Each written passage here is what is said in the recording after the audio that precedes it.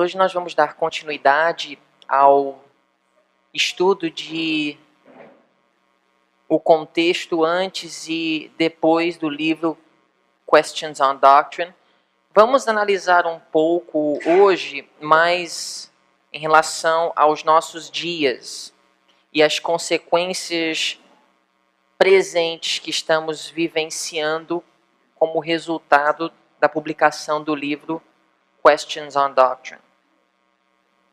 Então eu gostaria de iniciar com uma citação do Espírito de Profecia, vem do livro Counsels to Writers and Editors, não temos ele em português, página 53, um livro muito bom, muitos trechos onde a irmã White fala a respeito da doutrina do santuário e como essa doutrina seria minada antes do fechamento da porta da graça dentro da igreja.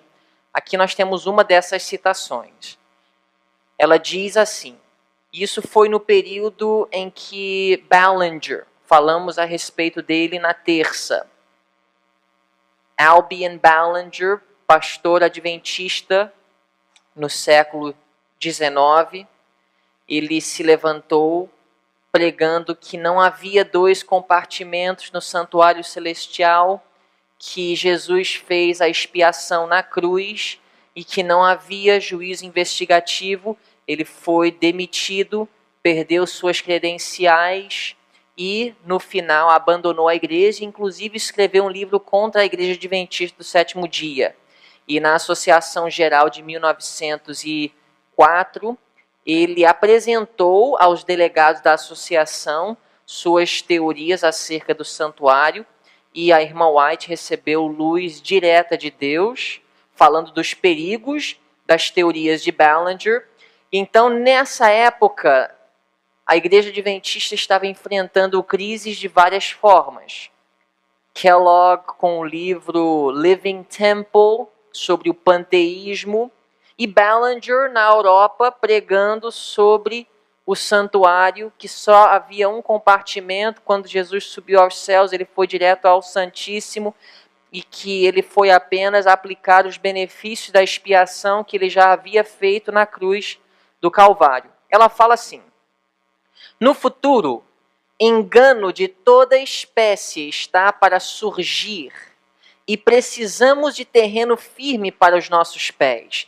Ela estava falando isso, irmãos, já depois da apostasia de Ballinger. Agora ela está falando que o que aconteceu naquele período aconteceria no futuro. Isso é uma profecia de Ellen White. Queremos colunas sólidas para a edificação. Nenhum só alfinete deve ser movido ou removido daquilo que o Senhor estabeleceu. O inimigo introduzirá falsas teorias, tais como a doutrina de que não existe o quê? Santuário. Então a irmã White, ela falou que a doutrina do santuário seria minada no futuro. Esse é um dos pontos em relação ao qual haverá o que, irmãos? Desvio da fé. Então, quando a irmã White fala de uma apostasia dentro da Igreja Adventista no futuro, ela relacionou essa apostasia com o santuário sendo negado. Onde encontraremos segurança, se não nas verdades que o Senhor nos deu nos últimos 50 anos? Agora, Desmond Ford, ele levou a ideia da expiação na cruz à sua conclusão lógica de que Jesus ele não começou sua fase final da expiação em 1844 no lugar santíssimo do santuário celestial. Desmond Ford ele foi transparente no ano de 1980 em Colorado, naquela famosa reunião Glacier View, em que ele expôs os seus pensamentos e no final ele foi demitido a liderança da igreja, alegando que Desmond Ford estava negando 1844 e a doutrina do santuário.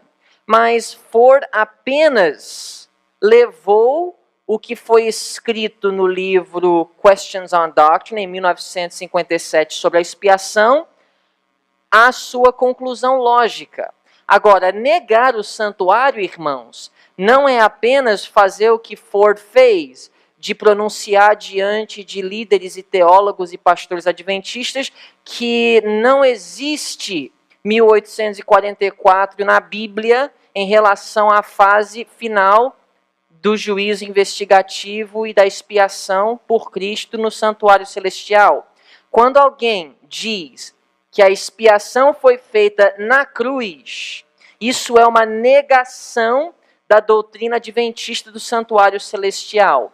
E muitos pregam isso abertamente, não são demitidos hoje, apesar de não estar pregando diferente de Desmond Ford.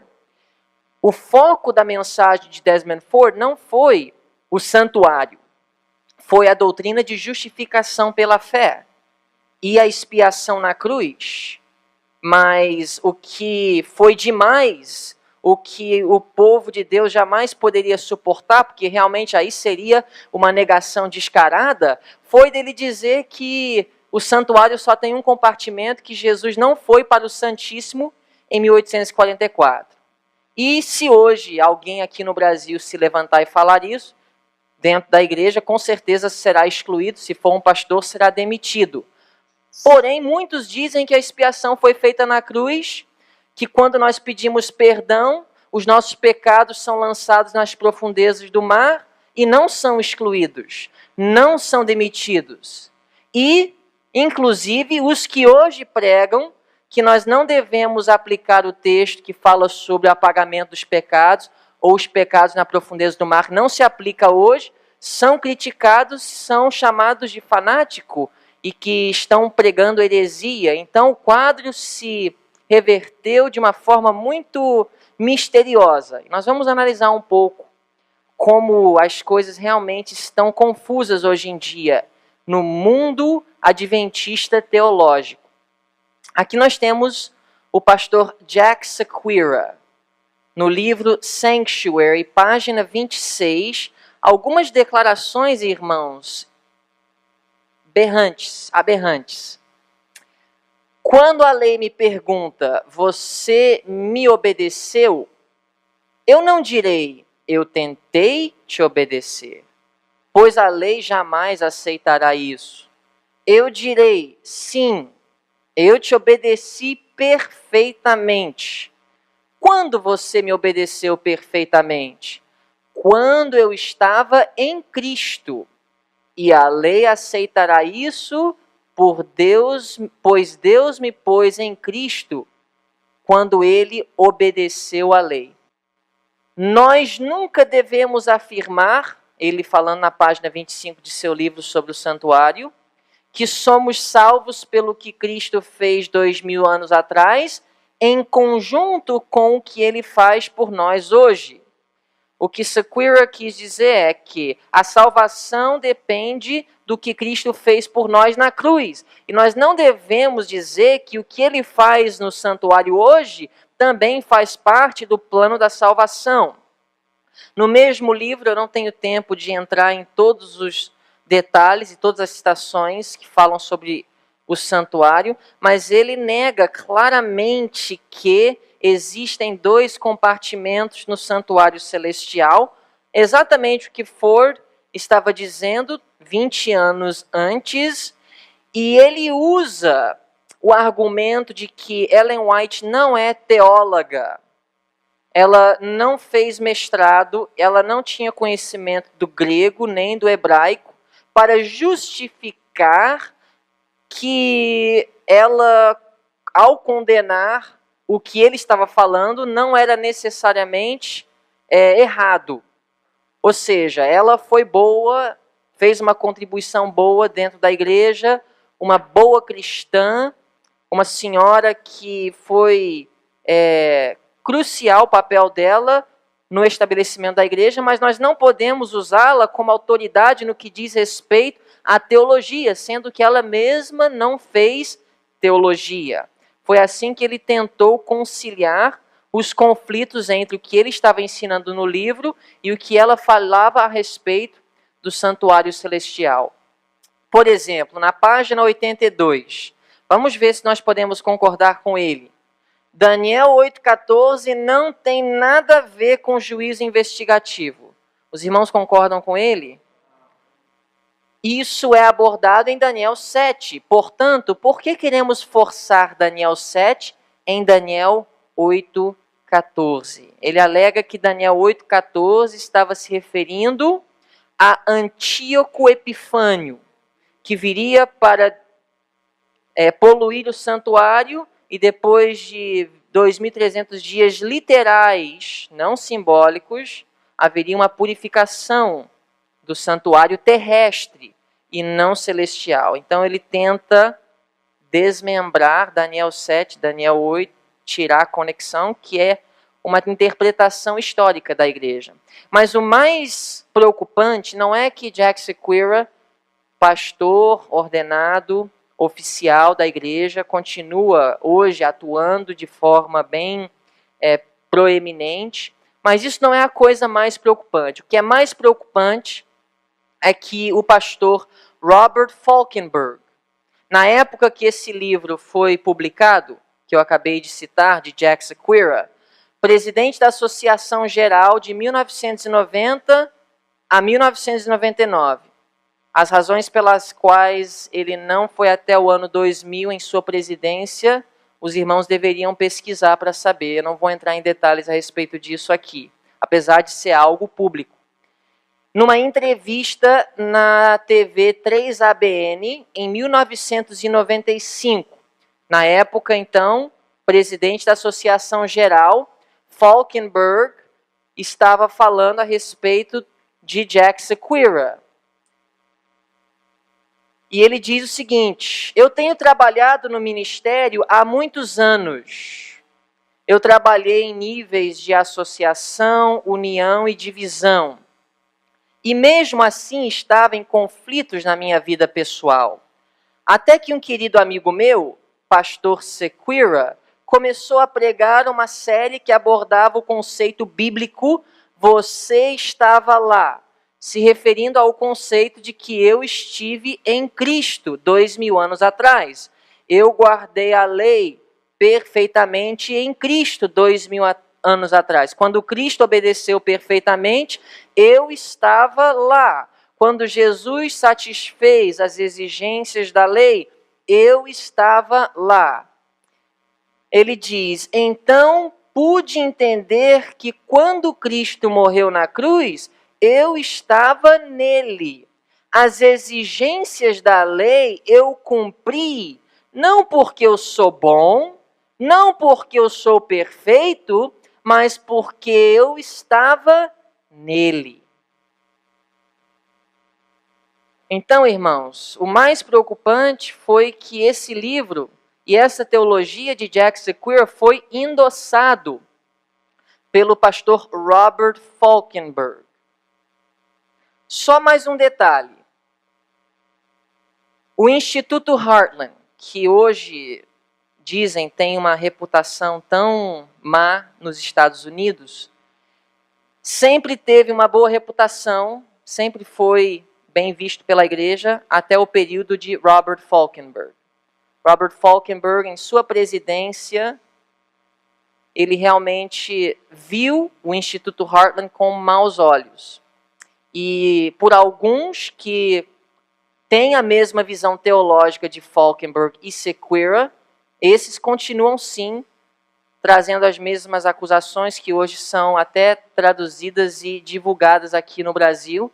Estou sendo abertamente com os irmãos, falando abertamente com os irmãos, porque eu sei que os irmãos têm algumas dúvidas em relação a isso. Já me perguntaram. É um detalhe que é importante dizer aos irmãos, que Robert Falkenberg realmente, os artigos traduzidos para o português referentes ao Heartland, que vieram da América do Norte, foram no período de sua presidência. É óbvio que com a visão dele do conceito bíblico, você estava lá, ele não se agradaria muito em ministérios como Heartland e em pastores como Colin Standish. Mas, como nós já analisamos, sempre houve e ainda existe muitos pastores ordenados atuando dentro da igreja, na América do Norte e outras partes do mundo, que não apoiaram o livro Questions on Doctrine e que têm uma visão totalmente oposta em relação ao conceito de Jack Sequeira e outros líderes, como o Dr. Herbert Douglas, autor do livro Mensageira do Senhor.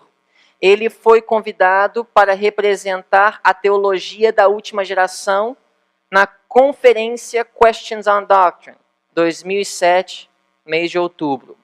E ele disse na conferência, muitos outros grupos, muitas vezes chamados ministérios independentes, têm surgido na comunidade adventista em todos os continentes protestando o que eles consideram os erros de Questions on Doctrine.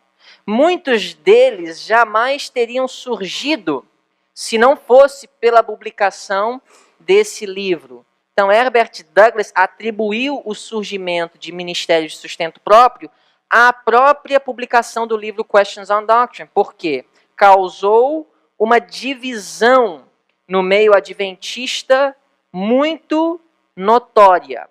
E em seu livro, Fork in the Road, Garfo na Estrada, o Dr. Douglas, que é uma autoridade no meio adventista, ninguém nega isso, ele relata a história antes e depois da publicação do livro e as consequências segundo sua visão. Muito interessante.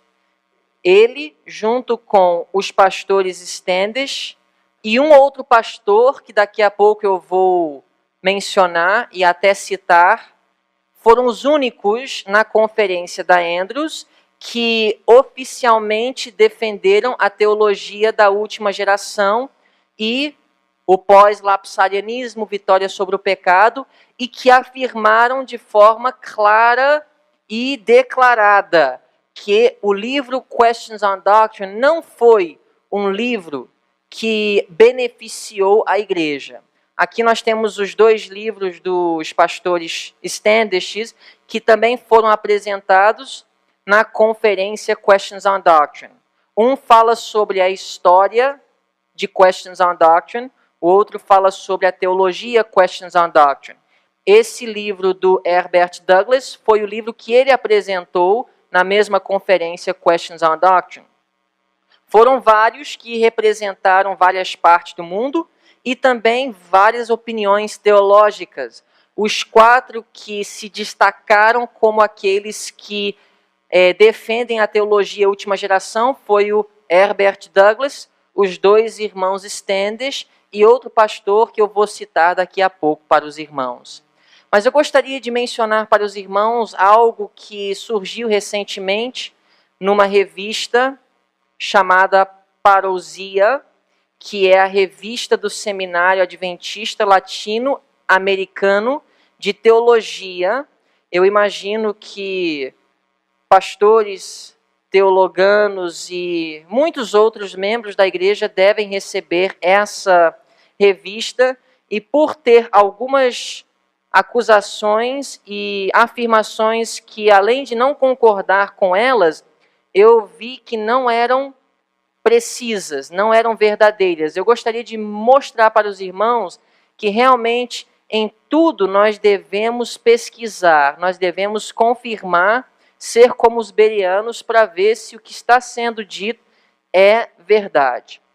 O pastor Amin Rodor, que é professor de teologia sistemática e diretor de faculdade adventista de teologia na UNASP, campus Engenheiro Coelho, nessa revista, ele cita o seguinte: desde a publicação do livro Seventh-day Adventist Answer Questions on Doctrine, há 50 anos atrás, os adventistas têm debatido se a natureza assumida por Cristo na encarnação era idêntica à de Adão antes da queda, pré-lapsarianismo, depois da queda, pós-lapsarianismo, ou mesmo outra posição intermediária.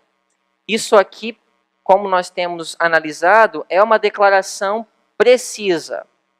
Realmente é um fato que desde a publicação do livro Questions on Doctrine, houve na igreja um debate sobre a questão da natureza de Cristo. Duas posições que são as mais definidas é o pré-lapsarianismo, o pós-lapsarianismo, que ele define aqui, e hoje existe o que ele nomeia uma posição intermediária, e realmente existe. Não somente no Brasil, não somente na América do Sul, mas em todo o mundo. Hoje, 3 posições. A posição pré-lapsariana, a posição pós-lapsariana e a posição intermediária. No livro Questions on Doctrine, foi apresentado pela primeira vez, oficialmente, em alguma publicação adventista, a posição pré-lapsariana. Mas ele diz, o Dr. Amin Rodor, o seguinte: isso eu não concordo. Contrariamente à ideia em geral divulgada por pós-lapsarianos, no caso, eu sou um desses, né? Porque eu não concordo. Tal publicação, na década de 1950, não ocasionou nenhuma mudança na posição mantida pela Igreja quanto à natureza de Cristo, ou o aparecimento de uma nova cristologia. Eu discordo. Até onde eu consigo ver nas minhas pesquisas, antes de 1950, não houve 2 posicionamentos oficiais na Igreja. Havia, sim, uma voz só que declarava a cristologia adventista. Nós vamos ver isso daqui a pouco. Ele continua dizendo: houve, neste período, pela atitude reacionária de alguns estudiosos, como M.L. Andresen, apenas a polarização das duas já encontradas no período anterior. Agora, no famoso livro do Dr. Ralph Larson, professor há muitos anos de faculdades adventistas nos Estados Unidos, inclusive ele foi o professor do pastor Peroso na Atlantic Union College em Massachusetts. Em seu famoso livro The Word Was Made Flesh, o verbo se tornou carne, ele faz uma análise e cita, documentado tudo, de uma história da cristologia adventista, do ano 1852 até o ano 1952. E ele cita milhares de pessoas, teólogos, pioneiros, a própria profetisa, a irmã White, que escreveram acerca da natureza de Cristo em nossas publicações oficiais até o ano de 1952. 100 anos de cristologia na Igreja Adventista, e todas as citações encontradas, não só da irmã White, mas de outros pioneiros nesses 100 anos, todas pós-lapsariana. Por isso, não posso concordar com o Dr. Amin Rodor quanto a essa declaração. Mas veja agora a seguinte declaração, que é mais imprecisa ainda, mais incorreta ainda. Ele cita como um fato, eu vou mostrar para os irmãos que isso não é verdade. A ideia de que Cristo assumiu a natureza humana caída pode ser traçada no Adventismo a partir de 2 nomes principais: J.E. Wagner e A.T. Jones. No entanto, o tema da natureza humana pecaminosa de Cristo não foi discutido na histórica Assembleia de Minneapolis, em 1888. Agora, irmãos, eu não posso provar para os irmãos que Jones e Wagner apresentaram na famosa Assembleia de Minneapolis a natureza de Cristo pós-queda. Eu não tenho como provar porque ninguém tem acesso a esses sermões apresentados por eles. Se tivéssemos tudo que eles falaram naquela assembleia, aí resolveria o debate, mas não temos. Então fica no campo de especulação se eles abordaram ou não o assunto da natureza humana de Cristo nessa assembleia na qual eles apresentaram o tema de justiça pela fé. Uma coisa é certa, vou mostrar daqui a pouco. A irmã White, ela aprovou a mensagem. Ela criticou aqueles que rejeitaram a mensagem. Isso é um fato, todos vocês sabem. Agora, aqui nós temos uma tentativa de identificar a posição de Wagner e Jones acerca da natureza humana de Cristo. Todos sabem que eles eram pós-lapsarianos. Ele tenta, o Dr. Amin Rodor, identificar essa mensagem com esses irmãos somente a partir de 1895. Por quê? Duas razões lógicas. Eles estavam mais perto nesse período de sua apostasia. Jones e Wagner, apesar de terem feito uma grande contribuição como pastores, editores de revista e líderes dentro da igreja adventista, no final de suas vidas se apostataram. Eles se identificaram com Kellogg em sua apostasia e acabaram deixando a igreja. Outra razão de o Dr. Amin Rodor identificar Jones e Wagner tendo pregado somente a partir de 1895 a natureza de Cristo pós-queda, é que nessa época a irmã White escreveu a famosa carta ao pastor Baker na Austrália.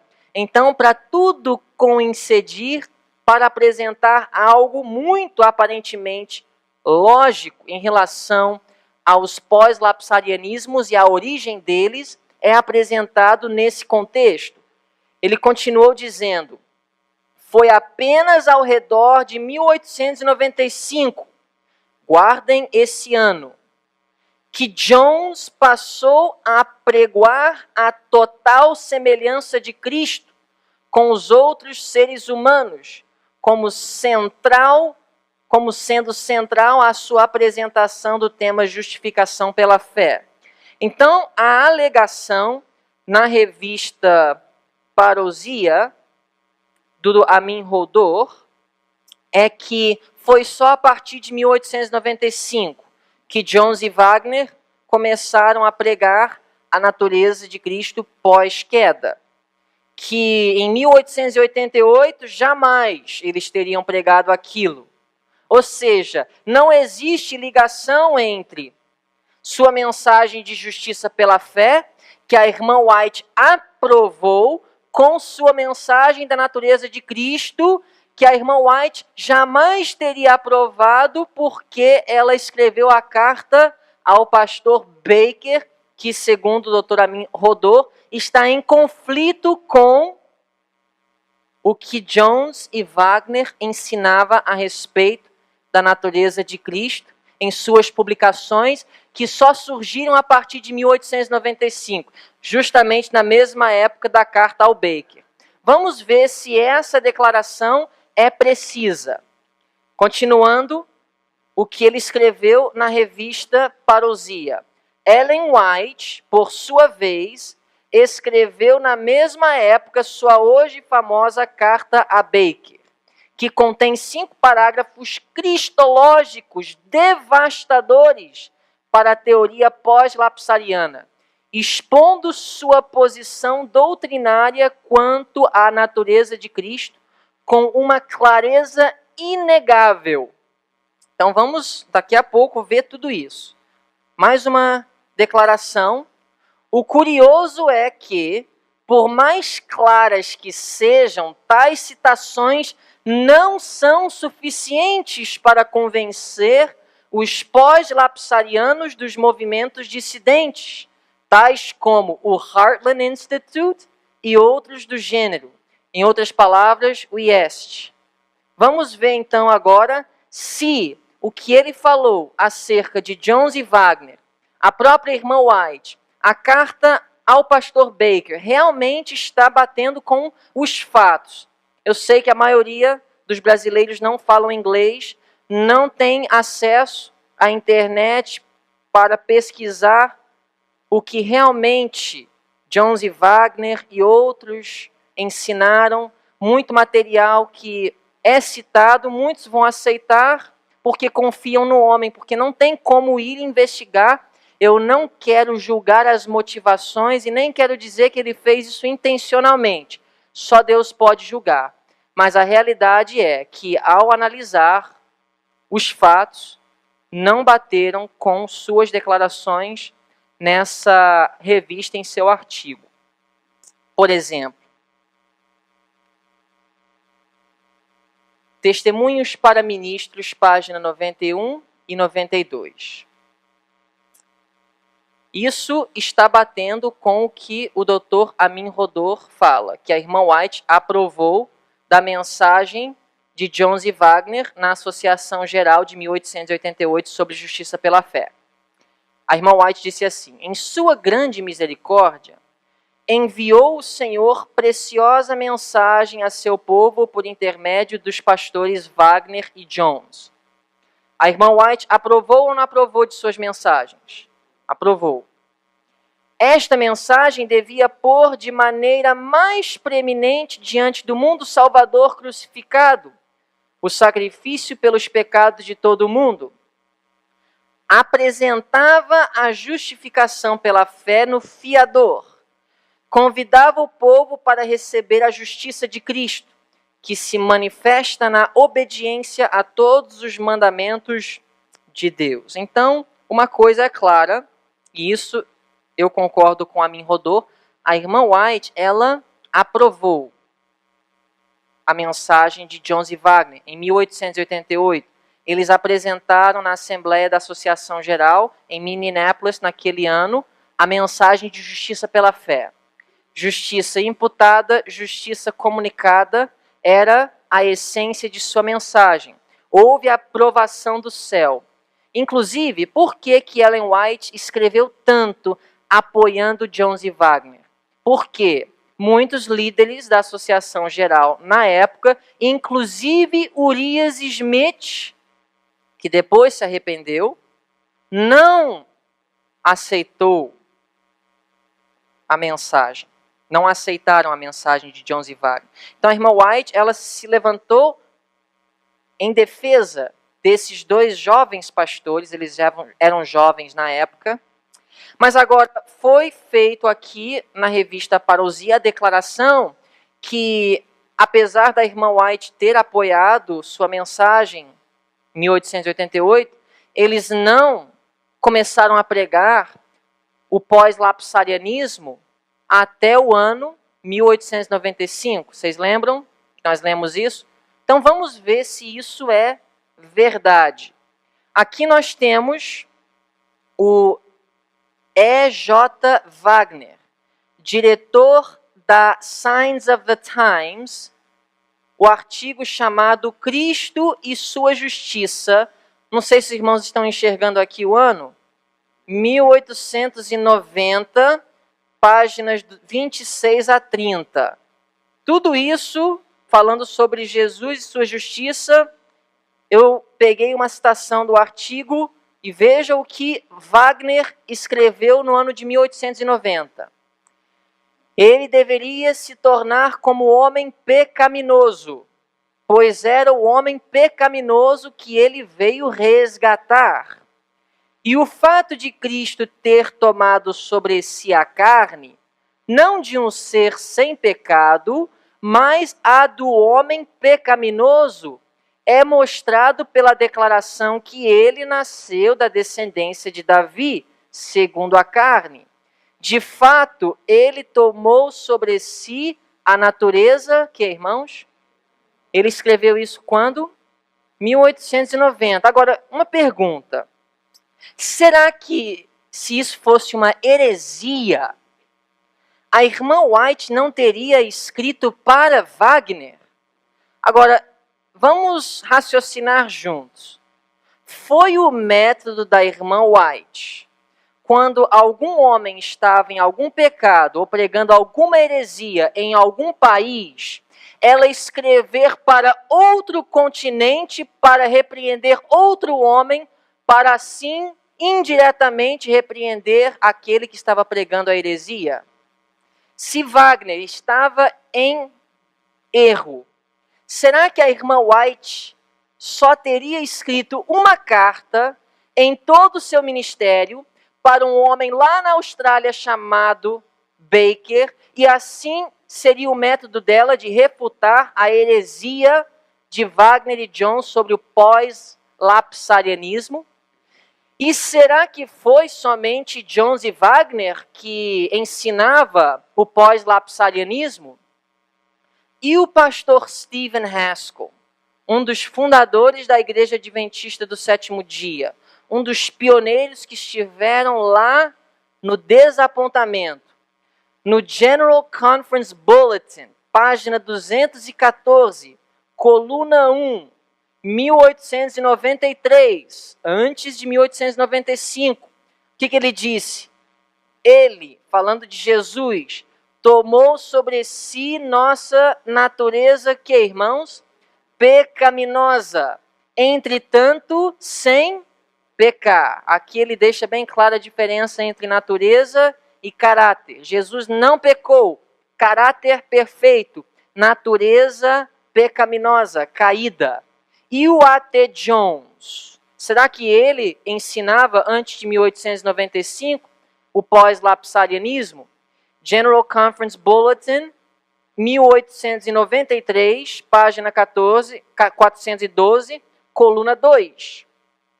O Senhor Jesus Cristo, que esteve na mesma posição em que eu estou, estava na carne na qual eu vivo.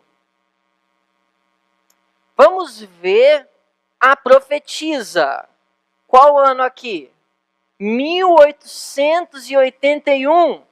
Na revista Review and Herald, 11 de outubro, página 1, coluna 2. Nosso Redentor compreendeu perfeitamente as necessidades da humanidade. Aquele que condescendeu para tomar sobre si a natureza humana conhecia as fraquezas do homem. Cristo tomou sobre si nossas enfermidades. E na fraqueza da humanidade, ele precisava de forças do Pai. Agora eu gostaria de trazer para os nossos dias. Aqui nós temos o pastor Larry Kirkpatrick. O meu primeiro trimestre, no ano de 2001, foi inclusive o ano que eu conheci o irmão Paulino, não sei se ele lembra, a primeira convocação que eu frequentei no Heartland. O pregador naquele final de semana foi o pastor Larry Kirkpatrick, esse pastor aqui. Ele já serviu à igreja como pastor em Nevada, estado dos Estados Unidos, Utah e hoje Califórnia, onde ele tem trabalhado desde 1994. Ele se formou na Southern Adventist University e fez seu mestrado na Andrews. Atualmente ele serve a igreja como pastor da Igreja Adventista do Sétimo Dia de Menoton, na Califórnia do Sul. Eu já visitei sua igreja. Ele foi o outro pastor que foi convidado para Andrews, para a conferência Questions on Doctrine. Então, Larry Kirkpatrick, Herbert Douglas e os dois irmãos Standish foram os 4 oradores proeminentes que se posicionaram em relação ao livro Questions on Doctrine e os ensinamentos relacionados com ele que foram controversos depois de sua publicação. Aqui ele descreve a teologia da última geração. E quem conhece, quem entende o inglês, o pastor Kirkpatrick, apesar de ser um ministro ordenado da Igreja Adventista do Sétimo Dia, continua trabalhando como pastor na igreja de Mendleton, na Califórnia do Sul. Ele tem um ministério de sustento próprio e ele tem um site. Quem quiser anotar, www.greatcontroversy.org. Como escreve grande conflito em inglês, Great Controversy. Quem não conseguiu escrever, se quiser, depois eu te passo no papel. Ele tem um site, e esse site é um site que defende a teologia nomeada Última Geração. Ele, inclusive, foi o que publicou, lá nos Estados Unidos, um livreto chamado A Última Geração, do pastor M.L. Andreessen. Nós publicamos o mesmo livro faz pouco tempo aqui no Brasil. É o livro que, de forma mais direta, clara e concisa, expressa o que é a teologia da última geração. Apesar dessa expressão não ser usada nos dias da irmã White, os defensores dessa teologia e os opositores do livro Questions on Doctrine encontraram essas palavras para expressarem essa corrente de teologia hoje no Adventismo. Eu coloquei essa citação, irmãos, também para mostrar para vocês que nos Estados Unidos não são poucos ministros ordenados da Igreja Adventista do Sétimo Dia que têm outro pensamento quanto à vitória sobre o pecado, a natureza de Cristo, o pecado original. Muitos dos irmãos conhecem o livro do pastor Zucker, francês, que escreveu o livro Tocado pelos Nossos Sentimentos. Ele já morreu, mas serviu em nível de divisão na Europa. E ele escreveu um livro maravilhoso sobre o pós-lapsarianismo. Jesus tendo assumido a natureza de Adão pós-queda. Mas aqui nós temos Larry Kirkpatrick, e ele diz o seguinte: a teologia da última geração ensina que Jesus Cristo foi não somente nosso substituto, mas também nosso exemplo perfeito. Afirma também que ele venceu o pecado na pecaminosa carne como a nossa. Diz que o plano do Evangelho é fazer com que os cristãos deixem de pecar antes da volta de Jesus, até mesmo antes do fechamento da porta da graça. Também ensina que o fim do mundo tem tardado por causa da falta de consagração do povo de Deus, mas pode ser apressado por seu povo viver vida santa. Agora, é impossível você acreditar na doutrina histórica da Igreja Adventista do Sétimo Dia em relação ao tempo de angústia de Jacó e não concordar com Larry Kirkpatrick. Porque os adventistas sempre ensinaram, desde os dias da origem da igreja, que quando Jesus termina sua obra intercessória no lugar santíssimo, santuário celestial, e o tempo da graça termina para a raça humana, o povo de Deus que estará aguardando a volta de Jesus terá que viver na presença de um Deus santo sem intercessor. Isso é um ensinamento histórico da igreja. Agora, se eles vivem sem o intercessor, isso quer dizer que eles vivem sem necessidade de pedir perdão. Se eles não precisam pedir perdão, é porque eles vivem sem pecado. E a teologia da última geração, então, ensina que a razão pela qual Jesus demora, a razão pela qual estamos aqui no ano de 2008, ainda vagueando no deserto rumo a Canaã celestial, é porque o povo de Deus ainda não, pela fé, abraçou o evangelho eterno e aceitou as boas novas que Jesus pode não somente perdoar, mas também transformar e purificar a vida dos pecados. Se nós não acreditamos, jamais vamos experimentar esse evangelho. Este evangelho da última geração, que Deus terá um povo nessa última geração da história do mundo que viverá sem pecado antes da volta de Cristo. E eles deixam claro que Esse grupo é os 144 mil da última geração que fará essa demonstração para o universo. Eu gostaria de concluir, irmãos, trazendo outro fato histórico da Igreja Adventista do Sétimo Dia para mostrar como tem havido uma tentativa de Satanás de distorcer a posição histórica da Igreja, especialmente em relação à expiação, à vitória sobre o pecado, a natureza de Cristo. Aqui nós temos o livro, que eu até tenho aqui, uma preciosidade que eu encontrei, vocês podem ver, um livro antigo, raridade, chamado Bible Readings for the Home Circle. Nós temos esse livro, já não está mais em circulação em português. Eu tenho aqui uma cópia, publicado pela Casa Publicadora Brasileira dos Adventistas do Sétimo Dia da América do Sul. Se chama Estudos Bíblicos, Doutrinas Fundamentais das Escrituras Sagradas.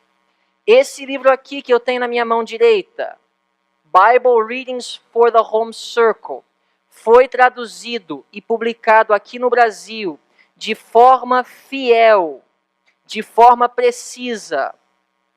Esse livro aqui que eu tenho na minha mão esquerda foi traduzido e publicado pela graça e pela misericórdia de Deus, apesar de não estar mais em circulação.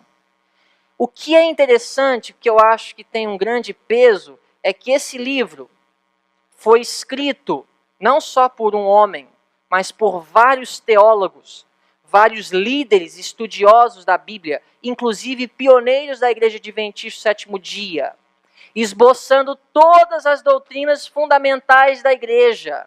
E foi publicado, esse livro que eu tenho aqui na minha mão, no ano de 1914.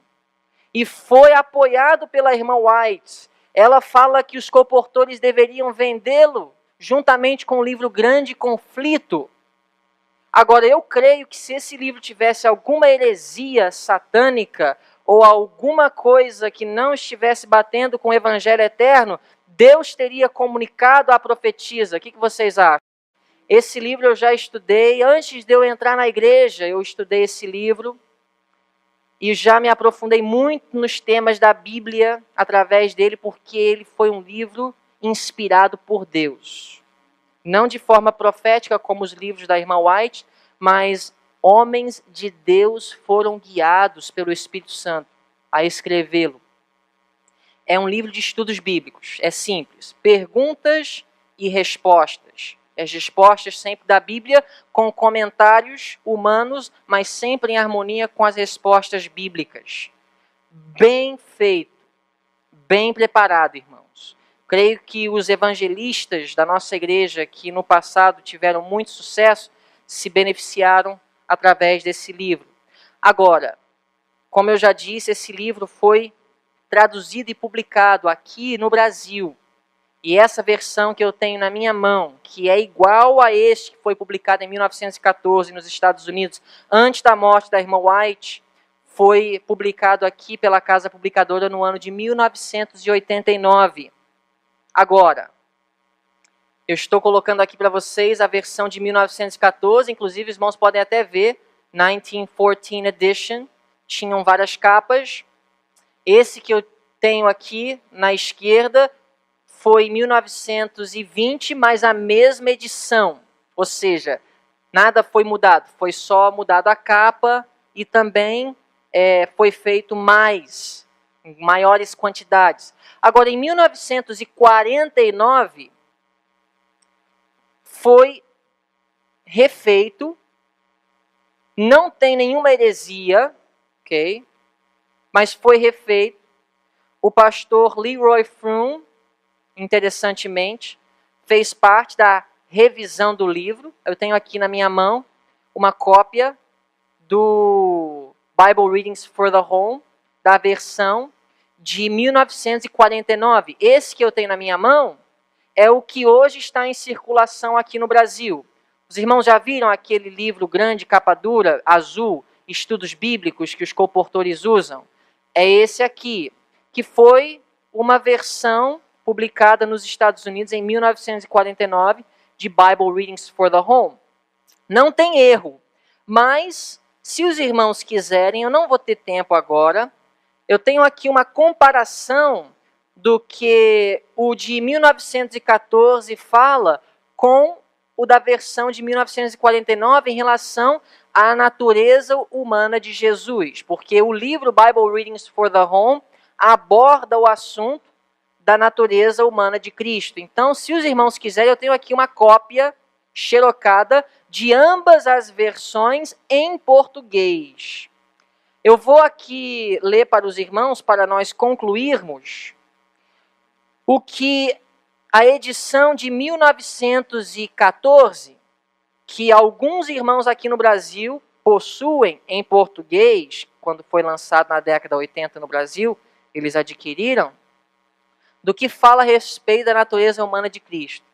Eu queria que nós analisássemos essa citação não apenas para confirmarmos que está correto o que eu estou falando, mas também porque a citação que eu vou colocar aqui é preciosa no que diz respeito ao amor que o nosso Deus teve para conosco em relação a Jesus e seu papel na obra da redenção. Então, que seja não somente por fins teológicos, mas também para a nossa edificação pessoal. Aqui nós temos páginas 140 e 141 desse livro aqui, irmãos, que foi uma publicação fiel da versão de 1914 do livro Bible Readings for the Home. Estudos Bíblicos, páginas 140 e 141, publicado pela Casa Publicadora, edição de 1989. Queria que os irmãos analisassem comigo com cuidado o que foi publicado menos de 20 anos atrás, aqui no Brasil, pela Casa Publicadora Brasileira. Hoje, pessoas estão sendo disciplinadas dentro da Igreja Adventista por crer o que eu vou ler para vocês aqui e às vezes expressar, até de forma menos direta, o que essa publicação, em 1989, expressou. Ou a pessoa que traduziu e publicou não sabia que tinha a versão de 1949 e, sem querer, publicou a versão errada. Ou ele era um pastor muito, muito fiel à verdade, que quis trazer para o mundo, o povo brasileiro, aqui no Brasil, o povo brasileiro adventista, a visão correta da natureza humana de Cristo. De ambas as formas, a mão de Deus esteve nessa questão. Em sua humanidade, Cristo participou de nossa natureza pecaminosa, caída. Senão, não seria então em tudo semelhante aos irmãos. Não seria como nós, em tudo tentado. Não venceria como temos de vencer. E não seria, portanto, o completo e perfeito Salvador que o homem necessita e deve ter para ser salvo.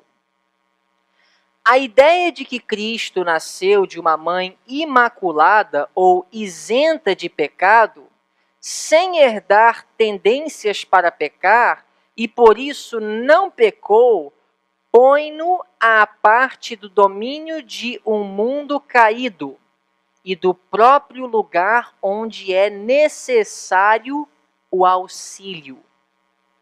De sua parte humana, Cristo herdou exatamente o que herda todo filho de Adão, uma natureza pecaminosa. E tudo isso foi feito para colocar a humanidade num plano vantajoso e de demonstrar que, da mesma maneira, todo que é nascido do Espírito pode obter idênticas vitórias sobre o pecado, mesmo em sua pecaminosa carne. Assim, cada um tem de vencer como Cristo venceu. Apocalipse 3, 21. Sem este nascimento, não pode haver vitória sobre tentação, nem salvação do pecado. João 3, 3-7. Deus, em Cristo, condenou o pecado não por se pronunciar contra ele como simples juiz assentado no tribunal, mas vindo e vivendo na carne, na pecaminosa carne, sem todavia pecar. Em Cristo ele demonstrou que é possível, por sua graça e poder, resistir à tentação, vencer o pecado e viver uma vida sem pecado na pecaminosa carne.